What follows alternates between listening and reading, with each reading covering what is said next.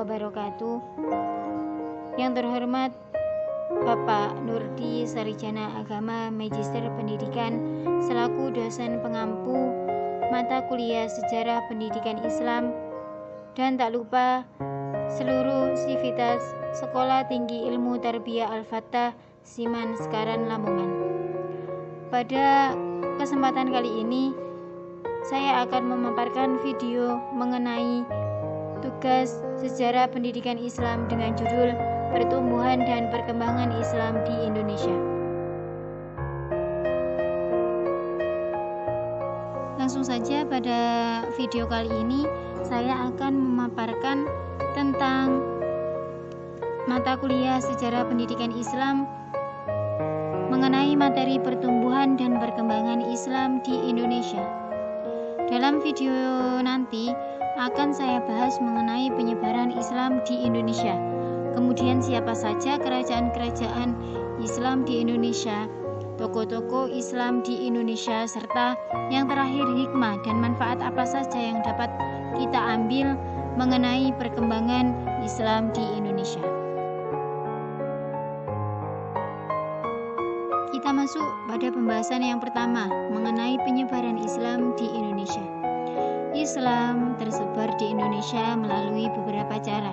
Yang pertama yaitu melalui perdagangan, kemudian dilanjut dengan cara pendidikan. Setelah pendidikan yaitu melalui perkawinan. Setelah perkawinan ada dengan cara kesenian. Setelah kesenian ada juga dengan cara politik. Kemudian yang terakhir yaitu dengan cara tasawuf. Kemudian kita lanjut pada poin kerajaan-kerajaan Islam yang ada di Indonesia. Dari berbagai proses tersebut, Indonesia kemudian menjadi negara yang mayoritas penduduknya adalah agama Islam. Pada perkembangannya, ajaran Islam disalurkan melalui berbagai kerajaan yang berkembang di Indonesia. Kerajaan yang pertama yaitu Kerajaan Samudra Pasai. Kemudian yang kedua Kerajaan Perlak, dan dilanjut Kerajaan Malaka. Kemudian ada Kerajaan Aceh. Yang kelima Kerajaan Demak. Yang keenam ada Kerajaan Cirebon. Yang ketujuh ada Kerajaan Banten. Serta kedelapan ada Kerajaan Mataram. Kemudian yang kesembilan Kerajaan Gorontalo, dan yang terakhir yaitu ada Kerajaan Ternate dan Tidore. Itu tadi mengenai kerajaan-kerajaan Islam yang ada di Indonesia. Untuk penjelasannya bisa dibaca sendiri. Perkembangan Islam di Indonesia. Yang pertama di Sumatera.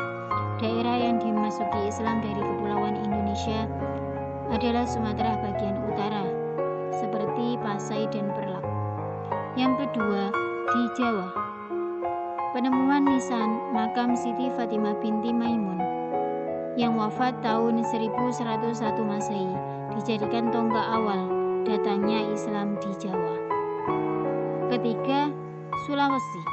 Pada tahun 1562 sampai 1565 Masehi, di bawah pimpinan Raja Tumaparisi Kolama, Kerajaan Gorontalo berhasil menaklukkan daerah Selayar, Bulukumba, Maros, Mandar, dan Luwu.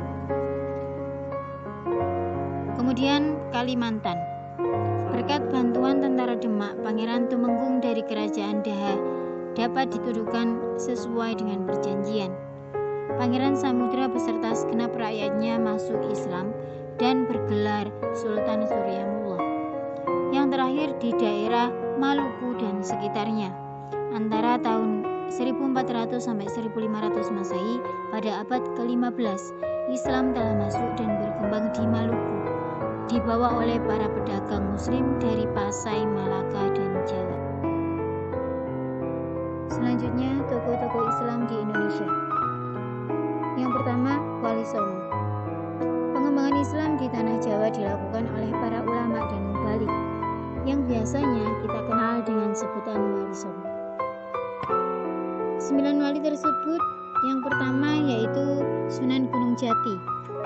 biasanya dikenal dengan sebutan Syarif Hidayatullah.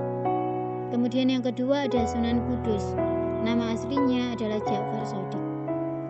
Ketiga ada Sunan Kalijaga, nama aslinya Raden Wasyahid, salah seorang wali yang terkenal karena berjiwa besar, toleran, dan juga pujangga.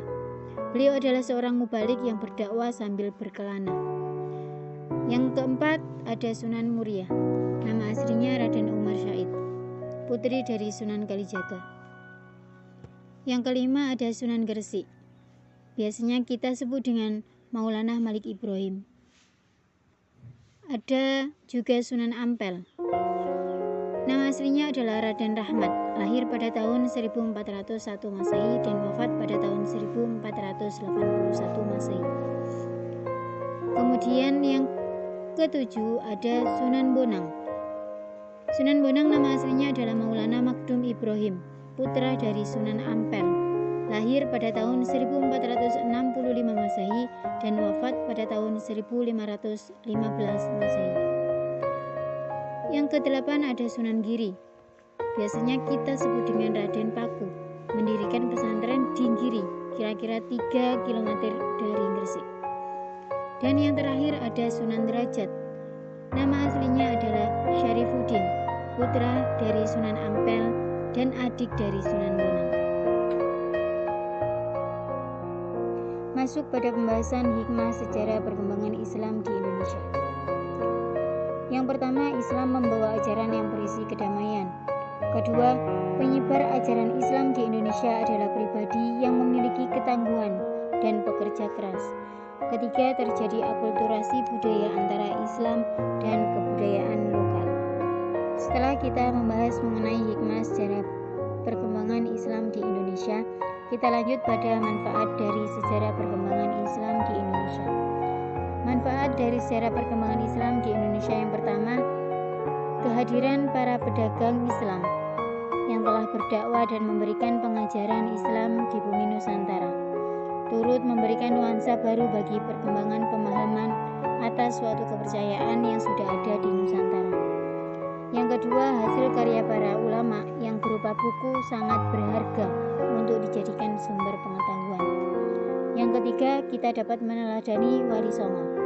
Yang keempat, menjadikan masyarakat gemar membaca dan mempelajari Al-Quran. Yang kelima, mampu membangun masjid sebagai tempat ibadah. Yang keenam, mampu memanfaatkan peninggalan sejarah. Yang ketujuh, seorang ulama atau ilmuwan dituntut oleh Islam untuk mempraktikkan tingkah laku yang penuh keteladanan agar terus bisa dilestarikan dan dijadikan panutan oleh generasi berikutnya. Yang kedelapan, para ulama bersatu padu mengusir penjajah meskipun dengan persenitaan yang tidak sebanding. Dari beberapa pemaparan di atas dapat kita tarik kesimpulan bahwasanya Islam masuk ke Indonesia melalui 6 saluran. Yang pertama, saluran perdagangan, ada saluran perkawinan, ada juga saluran tasawuf, kemudian yang keempat ada saluran pendidikan, yang kelima saluran kesenian, dan yang terakhir ada saluran politik. Setelah itu, kerajaan-kerajaan di Indonesia. Kerajaan-kerajaan di Indonesia terbagi menjadi 10. Yang pertama, Kerajaan Samudra Pasai. Yang kedua, Kerajaan Perlak. Yang ketiga, Kerajaan Malaka. Yang keempat, Kerajaan Aceh. Yang kelima, Kerajaan Demak. Kemudian yang keenam ada Kerajaan Mataram. Yang ketujuh, Kerajaan Cirebon. Yang kedelapan ada Kerajaan Banten. Yang kesembilan ada Kerajaan Gua Talut. Serta yang ke-10 ada Kerajaan Ternate dan Tidore. Selanjutnya, perkembangan Islam di Indonesia terbagi menjadi beberapa wilayah. Yang pertama, Sumatera, kemudian Jawa, yang ketiga Sulawesi, yang keempat Kalimantan, dan yang terakhir yaitu Maluku. Kemudian untuk tokoh yang menyebarkan Islam di Indonesia, diantaranya adalah Wali Songo. Yang pertama ada Sunan Giri, kemudian dilanjut Sunan Ampel, yang ketiga ada Maulana Malik Ibrahim, kemudian yang keempat ada Sunan Gunung Jati, yang kelima Sunan Kalijaga, Yang keenam ada Sunan Bonang. Kemudian yang ketujuh ada Sunan Muria, yang kedelapan ada Sunan Kudus, dan yang terakhir yaitu Sunan Derajat.